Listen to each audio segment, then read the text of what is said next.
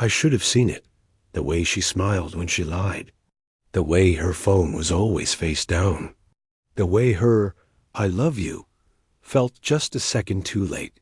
But I didn't, because when you love someone purely, blindly, you don't look for signs. You just hope they're as real as you are. My name doesn't matter. What matters is what I gave her. Time, trust, loyalty. Everything I had, I put into her hands. And she broke it without flinching. People always say love makes you blind. No, love doesn't blind you. Hope does. And I hoped she would love me the way I loved her. With all I had. With all I was. But she never did. This is not just a story about betrayal. This is a story about how I gave everything to the wrong person. And how I took it all back. I met her on a Tuesday. Rain was falling. Traffic was brutal. And my life was average. And then she walked into the coffee shop like she was sent to wake me up. Long brown hair, tired eyes, red lips that knew how to fake kindness. But I didn't know any of that then. All I knew was she made the room feel warmer. She sat next to me, smiled, asked what I was reading. I don't remember what I said, but I remember how my heart kicked in my chest. She laughed. And I swear, that laugh made me believe I could be someone better. A month later, we were inseparable. I was the man who brought her flowers after work, who memorized how she liked her tea, who stayed up late just to listen to her dreams. She told me she had been hurt before, told me she didn't trust easily, told me she was scared to love again. So I worked harder than I ever had, to prove I was different, to show her that not all men were monsters. I took extra shifts, put money aside for things she said she wanted someday, planned our future like it was already real. Because to me, it was to me, she was already my family. But slowly, things began to shift. She'd go silent for hours. Sighed she was overwhelmed. Stopped laughing at my jokes. Started sleeping facing the other way. I blamed myself. Maybe I was working too much. Maybe I wasn't affectionate enough. Maybe I was too predictable. So I tried harder. More gifts. More surprises.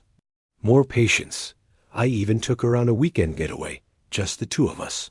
A cabin in the woods, quiet, peaceful. She was distant the entire time. Her phone buzzed constantly.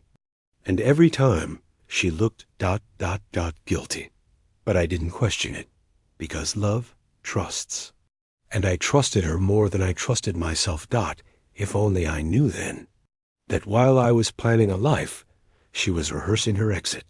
That while I dreamed of forever, she was texting another man, calling him what she used to call me.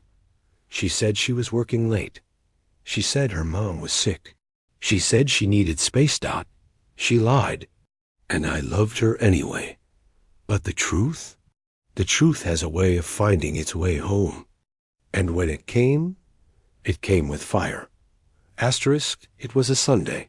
She said she had a girls' brunch. Said she needed time to clear her head. Something didn't sit right. Maybe it was the way she got dressed. A little too carefully. A little too perfect. Perfume I hadn't smelled in months.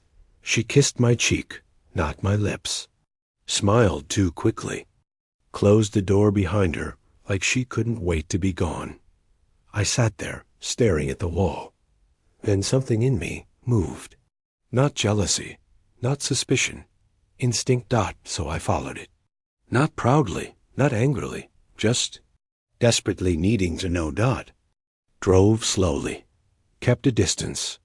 Watched as she turned left instead of right. Not toward the cafe she mentioned, but toward a hotel. My heart didn't break. Not yet, because denial is a powerful drug. I waited, parked across the street. Watched as she walked in. Then 30 minutes later, he showed up, tall, confident. Fake charm all over his face. He kissed her neck like he'd done it before. And she laughed. She laughed. The same laugh that once made me believe in forever. That's when the pain came. Heavy, sharp, unforgiving. I couldn't move. Couldn't breathe. I just sat there, watching the woman I loved smile like she belonged to someone else. She didn't look guilty. Didn't hesitate. She looked alive. More alive than she ever was with me. That night, she came home with a tired sigh, told me the girls were fun, that she was glad she took time for herself. I looked her in the eyes. She didn't flinch. She was too good at lying dot, so I nodded. Sighed? Nothing, because I needed time to plan my exit. She thought she was fooling me. She thought I was still the man who would give her everything. She didn't know. I had finally stopped hoping. I didn't yell. I didn't break things. I didn't cry in front of her dot. I just started packing, quietly. When she wasn't home, I booked a small apartment across town, paid 3 months' rent in advance, opened a new bank account, started transferring little amounts at a time. She never noticed, because she was too busy pretending, too busy lying. The night I left, I wrote a note. Simple, honest, final.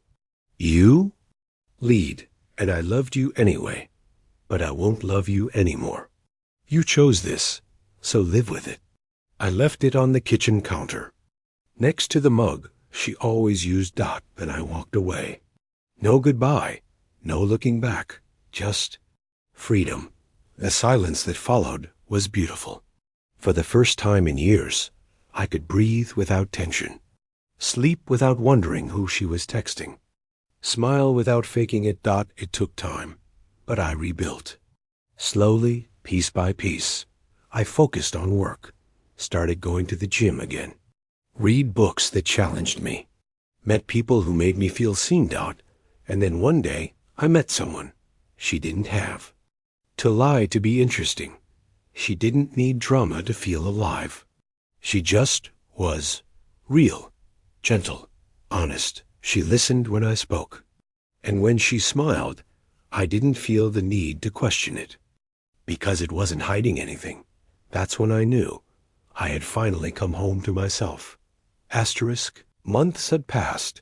She called once, left a voicemail saying she missed my calm, that he wasn't who she thought, that maybe we rushed the end. I didn't respond, because I wasn't angry. I wasn't bitter. I was finally at peace. She didn't break me. She freed me. Freed me from a love I had outgrown, from a lie I refused to live in any longer. One morning, I sat by the window with my coffee.